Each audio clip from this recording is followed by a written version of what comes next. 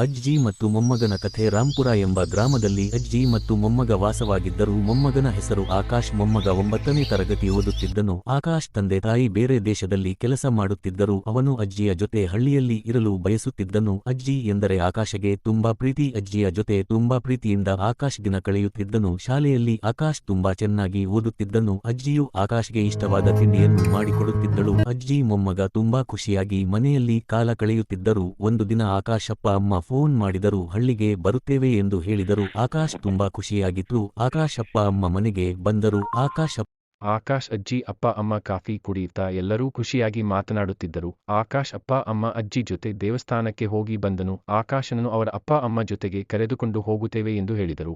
ಆಕಾಶ್ ತುಂಬಾ ಕೋಪದಿಂದ ನಾನು ಬರುವುದಿಲ್ಲ ಎಂದನು. ರಾತ್ರಿ ಮಲಗುವ ಸಮಯದಲ್ಲಿ ಅಜ್ಜಿಗೆ ಅಳುತ್ತಾ ಅಜ್ಜಿ ನನ್ನನ್ನು ಕಳುಹಿಸಬೇಡಿ ಎಂದು ಹೇಳಿದನು. ನಿಮ್ಮನ್ನು ಬಿಟ್ಟು ನಾನು ಹೋಗೋದಿಲ್ಲ ಎಂದು ಅಳುತ್ತಿದ್ದನು. ಅಜ್ಜಿಗೆ ಆಕಾಶ್ ಮಾತು ಕೇಳಿ ಬಾಯಲ್ಲಿ ಮಾತುಗಳೇ ಬರಲಿಲ್ಲ. ಅಜ್ಜಿ ಆಕಾಶನನ್ನು ತಬ್ಬಿಕೊಂಡು ಅತ್ತುಬಿಟ್ಟರು. 2 ದಿನದ ನಂತರ ಆಕಾಶ್ ಹೊರಡುವ ಸಮಯ ಬಂದಿತ್ತು. ಅಜ್ಜಿ ಕಣ್ಣಲ್ಲಿ ನೀರು ತುಂಬಿತು.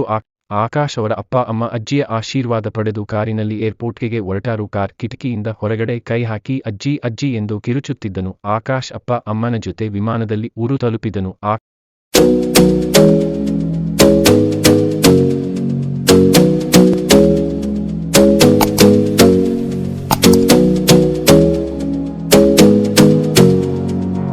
ಆಕಾಶ್ ಅಪ್ಪ ಅಮ್ಮ ಆಟವಾಡಲು ತುಂಬಾ ಗೊಂಬೆಗಳು ಮತ್ತಷ್ಟು ಆಟಿಕೆಗಳು ತಂದರು.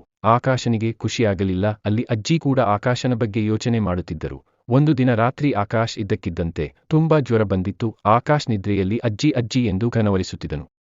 ಆಕಾಶ್ ಅಪ್ಪ ಅಮ್ಮ ಗಾಬರಿಯಿಂದ ಹಾಸ್ಪಿಟಲ್ಗೆ ಕರೆದುಕೊಂಡು ಬಂದರು. ಡಾಕ್ಟರ್ ಬಂದು ನೋಡಿ ಇಂಜೆಕ್ಷನ್ ಕೊಟ್ಟರು. ಭಯಪಡುವ ಅಗತ್ಯವಿಲ್ಲ, ಇದು ನಾರ್ಮಲ್ ಜ್ವರ ಅಂದರು. ಆ ಮಗು ಅಜ್ಜಿ ಅಜ್ಜಿ ಎಂದು ಕನವರಿಸುತ್ತಿದೆ, ಅವರ ಅಜ್ಜಿಯನ್ನು ಕರೆದುಕೊಂಡು ಬನ್ನಿ ಎಂದು ಹೇಳಿದರು. ಇದು ಮಾನಸಿಕ ಕಾಯಿಲೆ ಎಂದರು. ಅದನ್ನು ಕೇಳಿ ಆಕಾಶ್ ಅಪ್ಪ ಅಮ್ಮ ಮತ್ತೆ ಹಳ್ಳಿಗೆ ಆಕಾಶನನ್ನು ಕರೆದುಕೊಂಡು ಬಂದರು. ಅಜ್ಜಿ ಕಾರ್ ನೋಡಿ ಆಕಾಶ್ ಬಂದ ಎಂದು ಖುಷಿ ಪಟ್ಟರು. ಆದರೆ ಆಕಾಶನ ಸ್ಥಿತಿ ನೋಡಿ ಗಾಬರಿ ಆದರು. ಅಳುತ್ತಾ ಅಜ್ಜಿ ಆಕಾಶ್ ಆಕಾಶ್ ಎಂದರು. ಆಕಾಶ್ ಅಜ್ಜಿ ಧ್ವನಿ ಕೇಳಿ ನಿಧಾನವಾಗಿ ಕಣ್ಣು ಬಿಟ್ಟು ಅಜ್ಜಿಯನ್ನು ನೋಡಿ ಅಳುತ್ತಾ ಅಜ್ಜಿ ನಿನ್ನ ಬಿಟ್ಟು ಎಲ್ಲಿಗೂ ಹೋಗುವುದಿಲ್ಲ ಅಂದನು. ಆಕಾಶ್ ಅಪ್ಪ ನೀನು ಅಜ್ಜಿಯ ಜೊತೆನೇ ಇರು ಎಂದು ಹೇಳಿ ಅವರು ಮತ್ತೆ ಊರಿಗೆ ಹೊರಟರು. ಆದರೆ ದಾರಿಯಲ್ಲಿ ಹೋಗುವಾಗ ಆಕಾಶಮ್ಮ ಜೋರಾಗಿ ಬಿಕಳಿಸಿ ಅಳುತ್ತಿದ್ದರು. ಅದನ್ನು ನೋಡಿ ಆಕಾಶ್ ಅಪ್ಪ ಏನಾಯ್ತು ಎಂದು ಕೇಳಿದರು. ಆಕಾಶ್ ಬೇಕು ಎಂದು ಅಳುತ್ತಿದ್ದಳು. ಅದನ್ನು ಅರ್ಥ ಮಾಡಿಕೊಂಡು ಆಕಾಶ್ ಅವರ ಅಪ್ಪ ಕೆಲವು ದಿನಗಳ ನಂತರ ಅವರ ಬಿಸಿನೆಸ್ಸನ್ನು ಹಳ್ಳಿ ಪಕ್ಕಾದ ಸಿಟಿಗೆ ಶಿಫ್ಟ್ ಮಾಡಿ ಆಕಾಶ್ ಅಪ್ಪ ಅಮ್ಮ ಅಜ್ಜಿ ಜೊತೆಗೆ ಎಲ್ಲರೂ ಖುಷಿಯಾಗಿದ್ದರು. ಹೃದಯದಿಂದ ನಗುತ್ತಿರುವ ಮುಖ.